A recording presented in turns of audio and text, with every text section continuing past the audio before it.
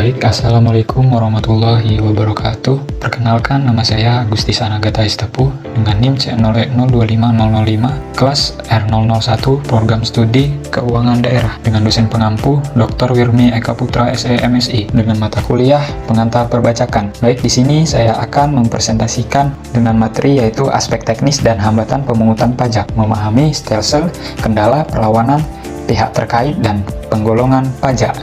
Adapun agenda pembahasan kita hari ini yaitu stelsel pajak, sistem penentuan jumlah utang pajak, dan kedua kendala dan perlawanan, hambatan internal dan eksternal pemungutan, yang ketiga pihak terkait, itu pelaku utama dalam ekosistem pajak, yang terakhir yaitu penggolongan dengan kategorisasi lengkap jenis-jenis pajak. Yang pertama kita akan membahas apa itu stelsel pemungutan pajak.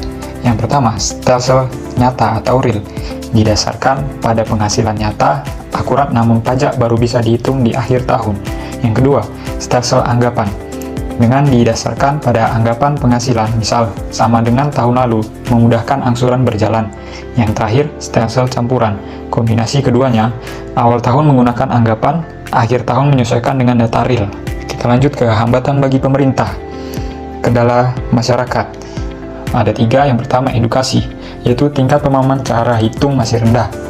Yang kedua, kesadaran, pajak sering dianggap beban bukan kewajiban. Yang terakhir, ekonomi, daya bayar masyarakat yang berfluktuasi. Adapun kendala pemerintah, yaitu kompleksitas aturan yang sering berubah-ubah dan fiskus jumlah petugas yang belum memadai. Kita lanjut ke bentuk perlawanan pajak. Yang pertama, perlawanan pasif, bukan karena kesenjangan, melainkan kondisi sosial, ekonomi, pendidikan rendah, yaitu akses sulit. Yang kedua, perlawanan aktif, tax avoidance, legal, memanfaatkan celah undang-undang, dan tax evasion, ilegal, manipulasi data dan melanggar hukum. Selanjutnya yaitu pelaku sistem perpajakan. Ada tiga. Yang pertama, pemerintah atau fiskus, Direktorat Jenderal Pajak, melayani, mengawasi, dan menagih pajak. Yang kedua, wajib pajak atau WP, orang pribadi atau badan subjek yang menghitung dan melaporkan pajaknya. Yang terakhir yaitu pihak ketiga, memberi kerja atau toko, memotong atau memungut pajak, withholding. Penggolongan jenis pajak ada tiga, yaitu menurut golongan, pajak langsung atau PPh, dan pajak tidak langsung yaitu PPN. Lembaga pemungut pajak pusat, PPh, per PPN, per bea materai, dan pajak daerah, PKB, per PBB, per pajak hotel. Yang terakhir, menurut sifat, pajak subjektif melihat kondisi WP, dan pajak objektif hanya melihat benda. Selanjutnya, matriks penggolongan pajak. Jenis pajak, PPh karyawan dengan golongan langsung, lembaganya yaitu terpusat, sifatnya subjektif.